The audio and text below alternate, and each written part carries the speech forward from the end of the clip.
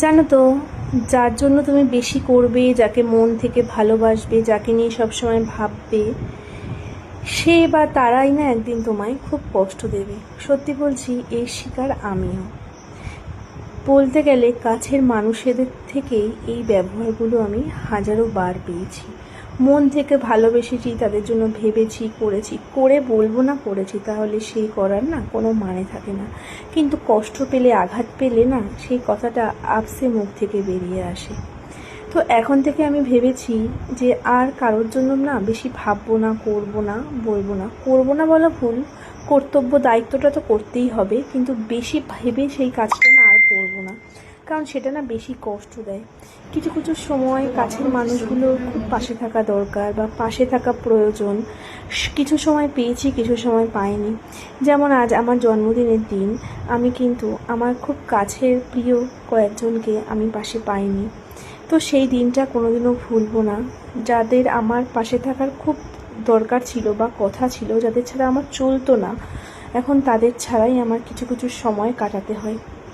কষ্ট হয়, কিছু মানুষের কথারও শিকার হই, কিন্তু সেগুলোকে আমি চাই কাটিয়ে উঠতে, কারণ জানি সেই দিনটা বা সেই হৃদ্যটা, সেই ভালোবাসাটা বা সেই মুহূর্তগুলো হয়তো আর কোনোদিনও আমার জীবনে সেইভাবে ফিরে আসবে না। যাই হোক, মনের কিছু কথা তোমাদের সাথে শেয়ার করলাম। দিনটা ছিল জুন মাসের 1 তারিখে, সেদিন ছিল আমার জন্মদিন। আর বড় হয়ে গেছি, জন্মদিন করাটাও হয়তো অনেকের কাছে বলবে বুড়ো বয়সে জন্মদিন করছে। হ্যাঁ গো, সেটাই করছি, কারণ আমি চেয়েছিলাম আমার কিছু কাছের মানুষদের নিয়ে এই দিনটাকে কাটাতে। তো কাছের মানুষ সবাই ছিল, কিছু কিছু মানুষ ছিল না, তাদের জন্য আমার খুব কষ্ট হচ্ছিল, এবং বিশেষ করে একজনের জন্য তো আমার খুবই কষ্ট হচ্ছিল, সেটা আমি বলে বোঝাতে পারবো না। সেটাকে কাটিয়ে আমি উঠেছি, এবং সেভাবেই আমাকে এখন থেকে চলতে হবে, এটা আমি মেনে নিয়েছি। তো যাই হোক, দেখো, আমি বাড়ির কিছু আত্মীয় স্বজন, মানে খুব কাছের কয়েকজনকে নিয়ে আমি আমার দিনটাকে কাটালাম। বেশ ভালোই কেটেছিল দিনটা। আর এদিকে দেখো, আমার ননদের ছেলেও কিন্তু আমাকে কেক খাইয়ে দিয়েছিল। তো জন্মদিনটা বন্ধু বান্ধব, কাছের মানুষদের নিয়ে আমার কেটেছে। হয়তো অনেক কাছের মানুষদের আমি বলতে পারিনি, কারণ আমি সেইভাবে কিছুই করিনি। শুধুমাত্র একটু সেলিব্রেট করব, মা বাবা আসবে, শ্বশুর শাশুড়ি থাকবে, আর সাথে আমার ননদ যেহেতু পাশে ছিল তাকে ডেকে নিয়েছি। আরও কয়েকজন মানুষকে বলেছিলাম, তারা আসেনি। তো সেটাই আমাকে খুব কষ্ট দিয়েছে। আজ মনের কথাটা তোমাদের সাথে শেয়ার করলাম। ভিডিওটা কেমন লাগলো সেটা জানিও।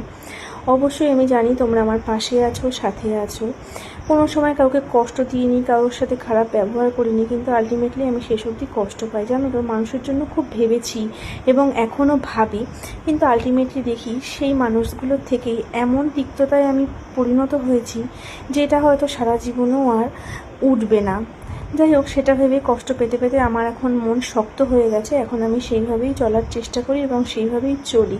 হয়তো কিছু কিছু সময় মনের দিক থেকে খুব ভেঙে পড়ি, তাও আমি নিজেকে কাটিয়ে ওঠার চেষ্টা করি। কিছু কিছু কথা আছে যেগুলো কাছের মানুষের সাথেও শেয়ার করা যায় না, যে কথাগুলো সারা জীবন নিজের মণিকোঠাতেই থেকে যায়।